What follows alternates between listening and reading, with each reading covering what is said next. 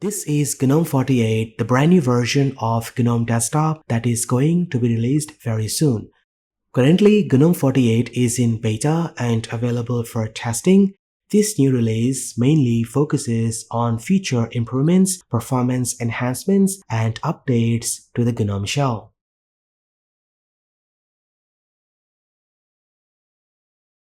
Now, let's go ahead and discuss the all-new features of GNOME 48. Let's start with digital well-being. In settings, you will find a new option called well-being, which is similar to macOS screen time. It shows you how much time you spend on your computer and provides tools to help you limit the screen usage.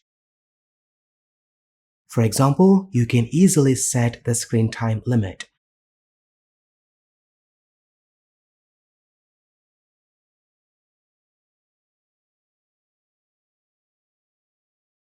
You can also set reminders to take breaks. So when you set a reminder, GNOME Shell will notify you to manage the screen time for better health.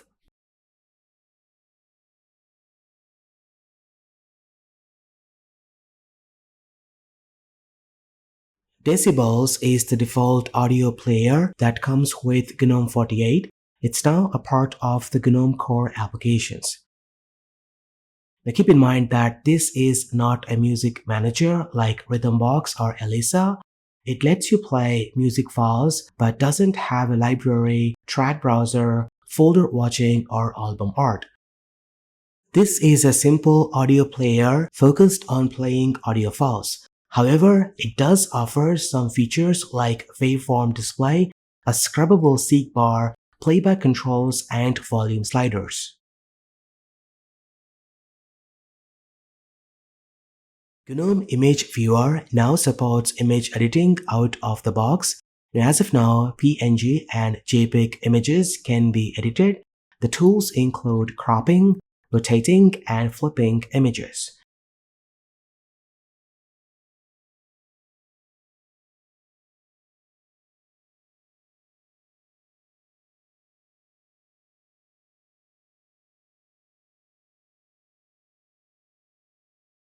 Additionally, the Adaptive Preview mode provides an option to open images with Image Viewer.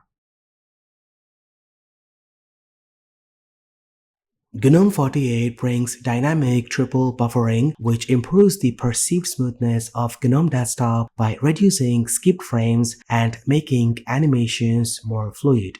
In simple terms, triple buffering is like having buckets to fill water instead of drinking directly from the tap.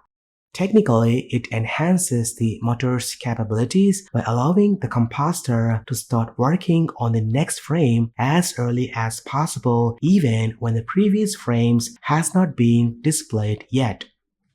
Now, in practice, it helps in situations where there is a sudden burst of activity in the composer.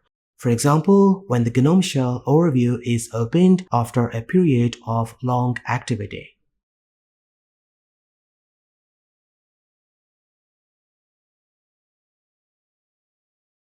GNOME Shell now includes the long-awaited grouped notifications, making it easier to manage alerts from applications. This is a major achievement by the GNOME developers who have spent countless hours for perfecting it.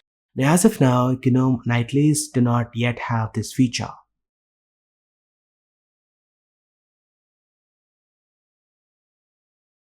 GNOME 48 brings improved Flatpak support. GNOME software can now handle Flatpak and reference URLs, making it easier for users to install Flatpak applications directly from the web link.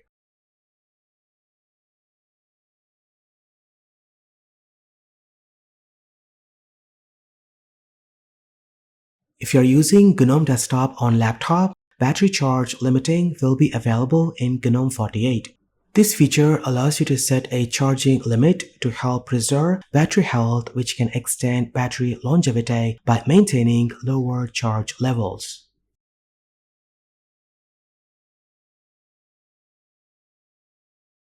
And lastly, GNOME 48 introduces HDR support for Valent. The developers have confirmed that the new HDR support significantly improves the playback of HDR10 content. And that's pretty much it. These are the top new features of GNOME 48, which is going to be released next week. Let me know what do you think about it in the comments section down below. Thank you so much for watching. This has been KSK Ryle. I will see you in the next one.